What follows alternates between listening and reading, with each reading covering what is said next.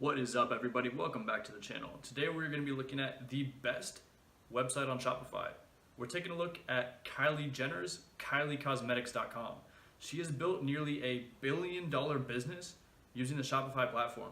That means she is literally crushing it and outperforming everybody else that's using Shopify. So we're going to take a look at some of the secrets that KylieCosmetics.com is using to perform so well. And then we'll look at a few of the things that she's doing right when she set up her Shopify website.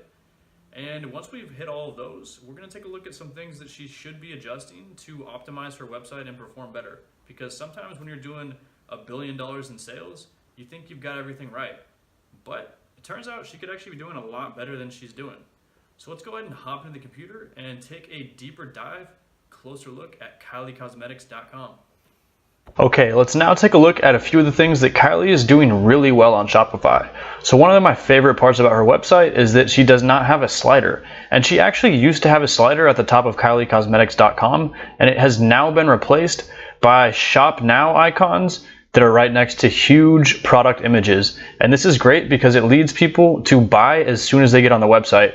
One of the things that I don't like about sliders is that they're really just a distraction. They entice you to kind of click through, but you should be spending that time shopping products that you might actually buy, as opposed to clicking through images that are really just taking you away from that shopping experience. And you know, the average customer really doesn't spend that much time on each website, so you need to think about how you are getting them to buy as soon as they hop on that website.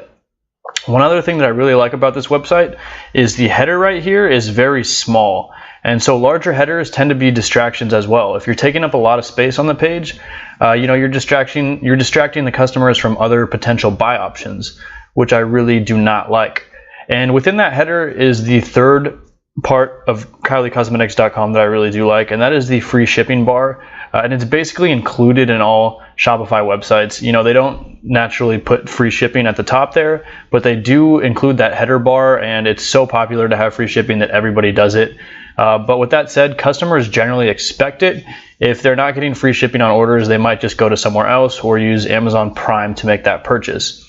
And another cool part about her free shipping offers is that it's over a certain dollar amount. So she's not just giving it to everyone, she's enticing you to spend more on KylieCosmetics.com. Now that we've looked at all the positive things at KylieCosmetics.com, let's look at some things that she's doing, honestly, quite badly.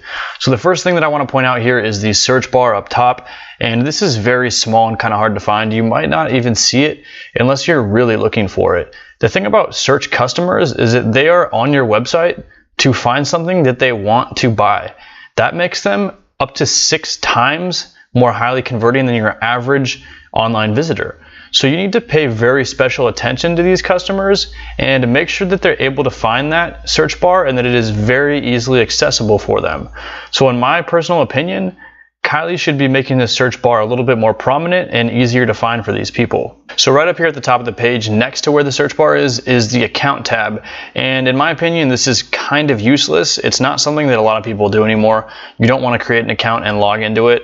So at the end of the day, it's just more clutter that's taking up that header area and once again, distracting your customers from potentially buying something that they might want to buy on your website.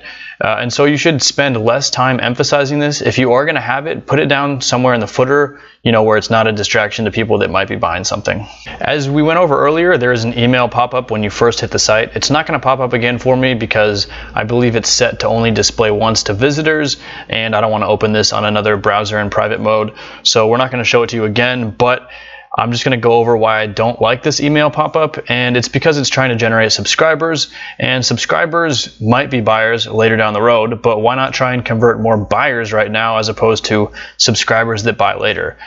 Once again, an email pop-up asking for subscribers is another distraction. And Kylie's a huge brand, a huge name, so people want to be her friends, they want to be her subscriber, and there's a good chance that she converts well later down the road, because she is so famous and she has such a huge brand that she knows she's going to convert on X amount of her subscribers, and it really is worth it to her. But for the average person, it is not, and we can't really tell what Kylie's conversion rates are on this, so it's hard to say if it really is worth it.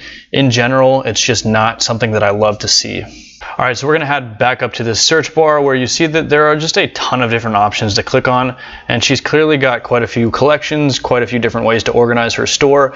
In my opinion, it's too many ways because you have something going on here called information overload. When I take a look at this, I see so many options that I might just not even choose one.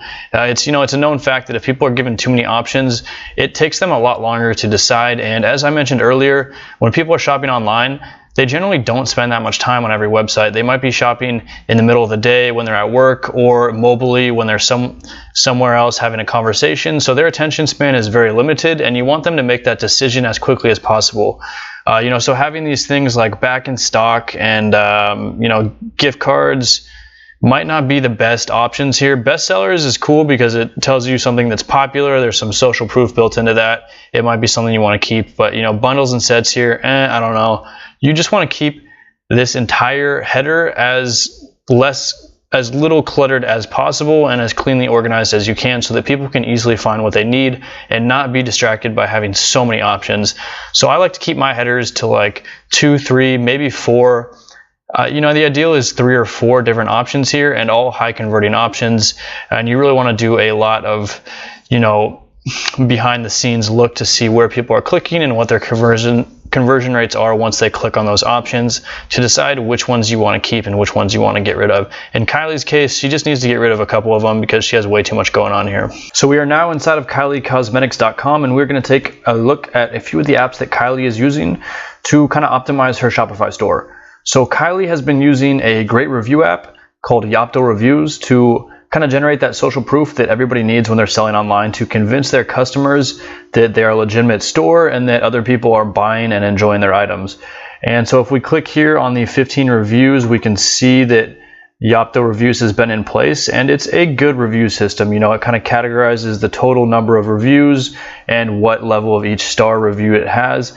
And then it goes, further down to give you the verified reviewer's name and a little bit of content about what they thought. And I do like Yapto Reviews. It's a good system. I actually prefer, Rivio Reviews is kind of my favorite because it allows for product pictures. But, Yapto Reviews is solid, and it definitely slows down the site less because you're not loading as much content.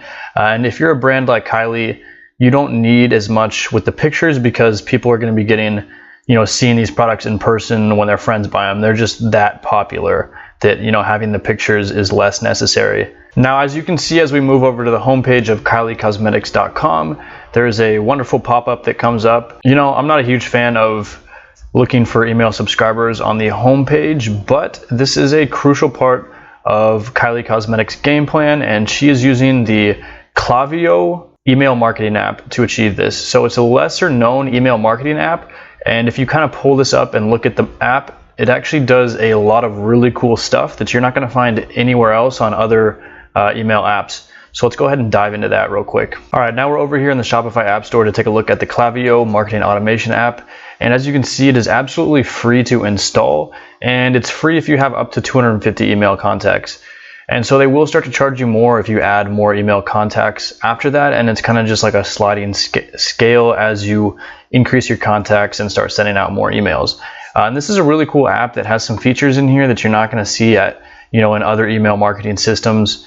So a lot of people have been using MailChimp. It's been like the popular name in email marketing since basically as long as we can remember.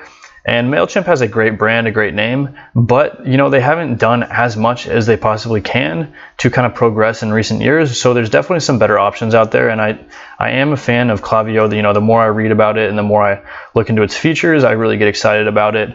And so as you can see, inside the media gallery, some of the cool features about it are, just kind of how detailed it gets as far as, what type of messages you're sending out to people that have, let's say they've abandoned their cart and you want to send them a follow-up message.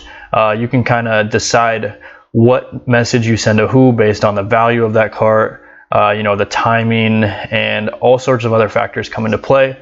You can get as detailed as you want here to really optimize your email marketing on the individual level. So the last app that Kylie has kind of installed on her Shopify website is the Afterpay app. And this actually is not a Shopify app, but it's kind of a cool app. And it allows customers to pay out in installment payments with zero interest if they pay on time.